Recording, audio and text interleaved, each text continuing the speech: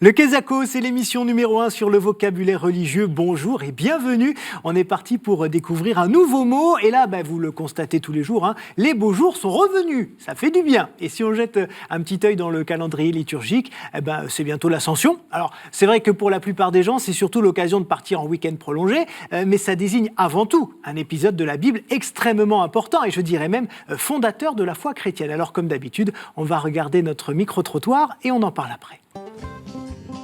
Ascension, monter, escalader, religieux on dit, monter aux cieux, trouver le bonheur. C'est l'ascension de Jésus aux cieux. Avoir des belles choses dans l'ascension, dans sa vie, voilà, des choses comme ça. Oui, à l'ascension, c'est un jeudi toujours, 40 jours après Pâques. Pour les catholiques, c'est quand même une grande fête. L'Ascension, c'est quand même pas n'importe quoi. Enfin, même moi, je la fête. Donc, Bon, maintenant, ils ont 4 jours de repos, tant mieux pour eux. Mais c'était la fête du village. Et pareil, la fête du village à l'Ascension, on la voit plus. Vous voyez, tout ça, c'est perdu. Mais c'est des beaux trucs qui mériteraient de revenir.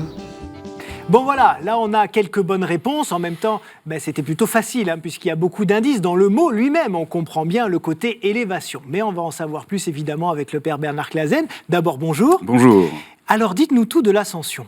Alors en effet, c'était le moment où le Christ se retire au ciel, 40 jours après la résurrection. Et donc c'est un moment dramatique en fait, puisqu'il se sépare de ses apôtres, de ses disciples. Et cependant, c'est une grande fête. Mais alors quel est le sens de cette ascension ? Ça veut dire quoi ? Ça veut dire que le Christ est restitué dans la plénitude de sa divinité. Mais ça veut dire aussi qu'il s'absente dans le contact quotidien, amical. Eh bien oui, parce qu'il y a un paradoxe, c'est qu'il dit « je serai toujours avec vous », et puis d'un autre côté, il s'en va. Oui. C'est un petit peu bizarre, vous l'avouez. En effet, c'est une fête tout à fait étrange. D'ailleurs, pour le prédicateur, ce que vous venez de dire est excellent. On peut jouer beaucoup là-dessus. Et en effet, il promet l'Esprit Saint. Et donc, il va rester présent. La finale de Saint Matthieu, c'est « Désormais, je suis avec vous jusqu'à la fin des temps ». Voilà, donc, c'est la promesse de sa présence sous plusieurs modes. Il y a évidemment le don de l'Esprit Saint, il y a la communauté croyante, il y a la parole de vie, il y a les sacrements, etc. Donc, il est en effet présent. Alors, il y a 40 jours, c'est quand même tout à fait fascinant, parce que c'est la période d'habitude dans la Bible, c'est la période du labeur. Oui, il y avait le carême, les 40 années des Juifs au dans désert. Le désert. Qu'est-ce qu'il y a d'autre ? 40 jours de tentation du Christ. Donc, c'est quand même pas des trucs très rigolos. Et là, on inverse les choses.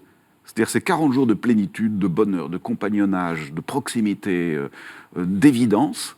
Et puis, il va se retirer. Et maintenant, nous sommes dans l'attente. Sauf que ça n'est plus une attente laborieuse, pénible, pénitente. C'est une attente où on est absolument sûr qu'il est là. Eh bien, mille merci, Père Clasen, pour toutes ces explications. Et puis, merci à vous, évidemment, de nous avoir suivis. Maintenant, vous savez tout sur le sens spirituel de cette ascension. Alors, si vous prenez un long week-end, je vous en souhaite un très bon. Et puis, je vous donne rendez-vous la semaine prochaine, même lieu, même heure, pour cheminer cette fois aux côtés des apôtres. Petit indice, ce sera le prochain mot. Ciao.